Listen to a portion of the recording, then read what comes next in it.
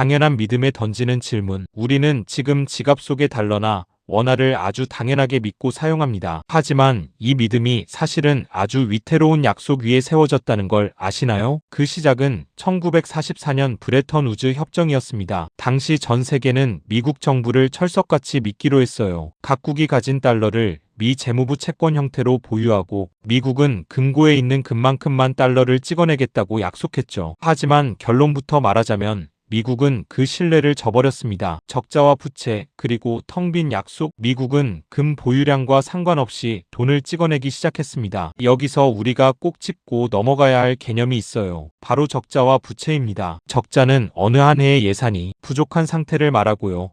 부채는 그 매년의 적자들이 차곡차곡 쌓인 총금액을 말합니다. 원래 빚은 언젠가 진짜 돈으로 갚아야 하잖아요. 하지만 정부의 부채는 결코 완전히 갚아지지 않습니다. 옛날 빚을 갚으려고 새로운 빚채권을 계속 발행하는 구조거든요. 이걸 눈치챈 다른 나라들은 분노했습니다. 미국 금고에 있는 우리 금이 위험하다 라며 달러를 다시 금으로 바꿔달라고 요구하기 시작했죠. 만약 그때 모든 달러 보유자가 동시에 금을 찾으러 왔다면 어떻게 됐을까요? 그들이 쥐고 있던 달러라는 탑승권이 사실은 텅 빈 약속이었다는 걸 온 세상이 알게 됐을 겁니다. 결국 1971년 미국은 금 태환을 일방적으로 중단해버립니다. 이때부터 달러는 금이 아니라 빚을 갚겠다는 정부의 차용증만으로 담보되는 진짜 법정 통화 체제가 된 겁니다. 페트로달러와 무역 적자의 덫, 금과의 연결이 끊긴 후 미국은 세계가 계속 달러를 쓰게 만들 새로운 장치가 필요했습니다. 그래서 1970년대에 사우디 같은 산유국들과 손을 잡고 석유는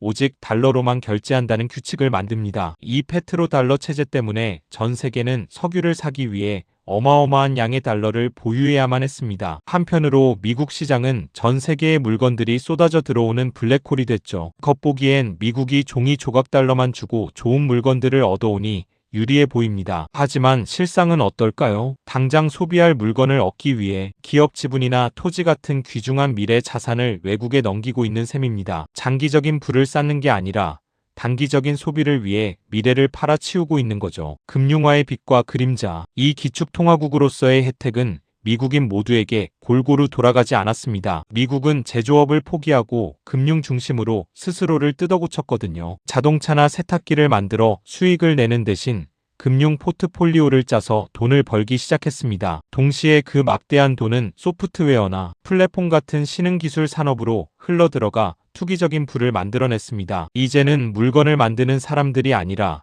그 돈을 관리하는 사람들이 모든 이익을 독식하게 된 겁니다. 과거 자유은행 시대에는 위험한 도박을 하다가 은행이 파산하는 게 흔한 일이었지만 이제 몸집이 커진 금융기관들은 조심할 이유가 없습니다. 망해도 연준패드이 항상 구해줄 거라는 걸 알고 있거든요. 변하지 않는 규칙의 시대가 가고 권력을 쥔 통치자들의 시대가 온 겁니다. 중립적 자산을 향한 갈망. 상황이 이렇다 보니 우리는 이제 새로운 그림을 그려야 합니다. 어떤 나라의 정책이나 권력에 의해 가치가 춤추지 않는 그런 중립적인 준비자산 말이죠. 시간이 아무리 흘러도 가치가 보존되고 어떤 정부도 마음대로 찍어내거나 조작할 수 없는 자산. 우리 인류는 이제 그런 존재를 필요로 하고 있습니다. 그 대안이 무엇일지 여러분의 뇌는 이미 답을 알고 있을지도 모릅니다. 나의 뇌로 내재 가치를 확인하는 시간, 뇌재 가치였습니다.